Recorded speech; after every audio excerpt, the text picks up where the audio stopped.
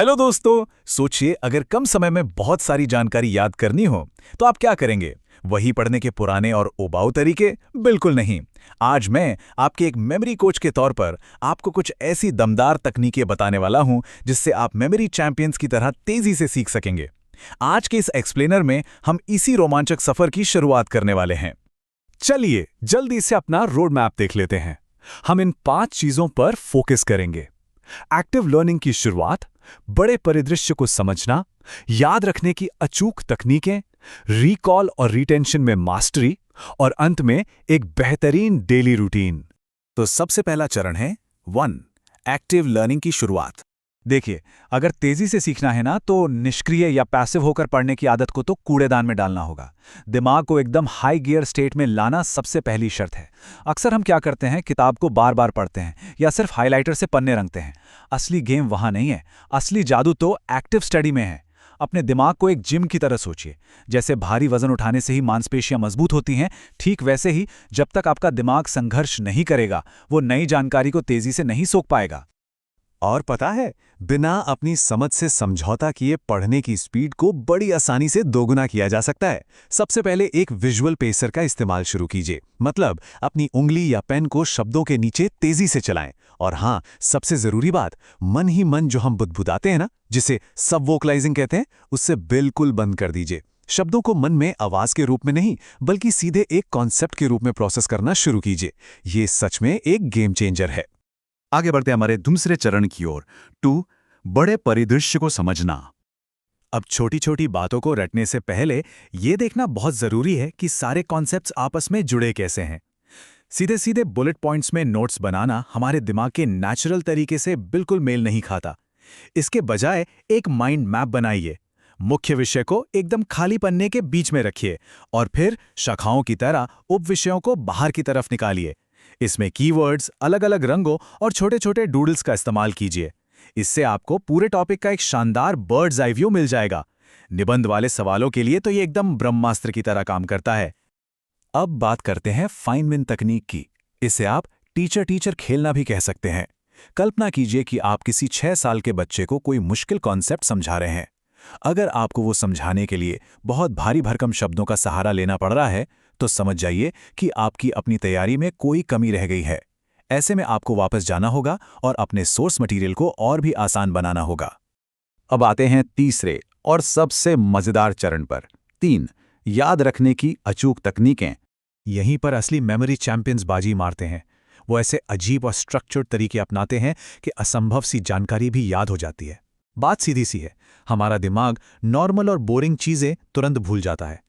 तो अगर आपको कोई मुश्किल मेडिकल टर्म या किसी ऐतिहासिक इंसान का नाम याद रखना है तो उसकी एक अजीब, हिंसक, मजेदार या एकदम हटके दिमागी तस्वीर बनाइए। इमेज जितनी अजीब और भावनाओं से भरी होगी, वो फैक्ट आपके दिमाग में उतनी ही तेजी से चिपक जाएगा। और ये है मेमोरी चैंपियंस का सबसे बड़ा सीक्रेट हथियार, द मेथड ऑफ लोकी, या जिसे हम मेमोरी पैलेस भी कहते हैं। मान लीजिए कि आपको एक पूरी की पूरी स्पीच याद करनी है। बस अपनी किसी जानी पहचानी जगह, जैसे अपने घर की कल्पना कीजिए। अब मन ही मन वहां अलग अलग कमरों में चलते हुए उन अजीबोगरीब तस्वीरों को सोफे पर या फ्रिज के अंदर रख दीजिए। जब रिकॉल करना हो तो बस अपने दिमाग में उस घर की सैर पर निकल जाइए। है ना कमाल? तारीखें और मुश्किल आंकड़े याद रखना तो अक्सर एक बुरा सपना लगता है, राइट? इसका अचूक इलाज है द मेजर सिस्टम। ये एक ऐसा कमाल का फोनेटिक सिस्टम है जो बोरिंग और आसानी से भूल जाने वाले नंबरों को ठोस और विजुअल शब्दों में बदल देता है। जरा इसे समझिए। इस सिस्टम के हिसाब से नंबर 1 को टी या डी की ध्वनि दी गई है और 2 को एन की। अब अगर आपको साल 1945 याद रखना है तो रैंडम नंबर्स को मत रटिए। 1, 9, 4, 5 की ध्वनियों यानी टी, पी, आर, एल को मिलाकर एक शब्द बना लीजिए, जैसे कि टेप रोल।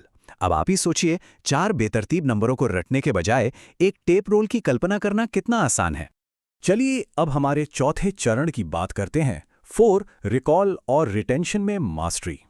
चीजों को समझ तो लिया, लेकिन असली चैलेंज ये है कि वो एग्जाम के दिन तक दिमाग में एकदम लॉक रहें। इसके लिए चाहिए ब्रूटल एक्टिव रिकॉल। ये आपके दिमाग के लिए भारी वेटलिफ्टिंग की तरह है। आपको बस ये करना है, स्टडी मटेरियल का एक हिस्सा पढ़िए, फिर किताब को पूरी तरह बंद कर दीजिए और अब अपने दिमाग पर जोर डालकर उस जानकारी को बाहर निकालने का जोरदार प्रयास कीजिए। फिर उसे किसी खाली पन्ने पर लिखिए या फ्लैश कार्ड से खुद को टेस्ट कीजिए। दिमाग जानकारी को वापस लाने के लिए जितना ज्यादा संघर्ष करेगा, आपकी न्यूरल पाथवेज उतने ही मजबूत होंगे। और हाँ, एग्जाम से एक रात पहले रट्टा मारने से चीजें सिर्फ अगले दिन तक ही याद रहती हैं।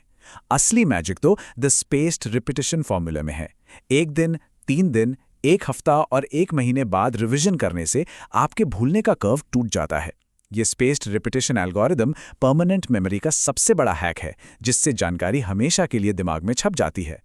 फाइनली हमारा 5वां और अंतिम चरण 5, बेहतरीन डेली रूटीन।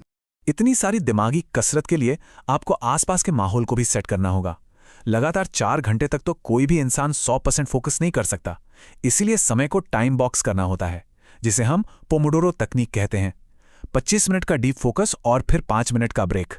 इन ब्लॉक्स में पढ़ाई करने से आपको मानसिक थकान नहीं होगी और आपके सीखने की गति एकदम रॉकेट की तरह तेज बनी रहेगी। एक और जबरदस्त बायोलॉजिकल हैक बताऊं?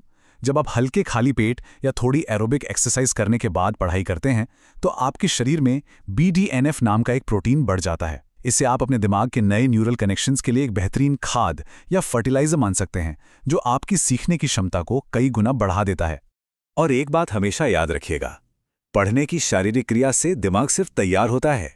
असल में सीखने का काम तो आपकी नींद के दौरान होता है। रात भर जागकर रट्टा मारना इस पूरी प्रक्रिया का कबाड़ा कर देता है। जब आप गहरी नींद यानी डीप स्लीप में होते हैं ना, तभी आपका दिमाग उन सारी शॉर्ट टर्म यादों को उठा के लॉन्ग टर्म स्टोरेज में मजबूती से लॉक करता है।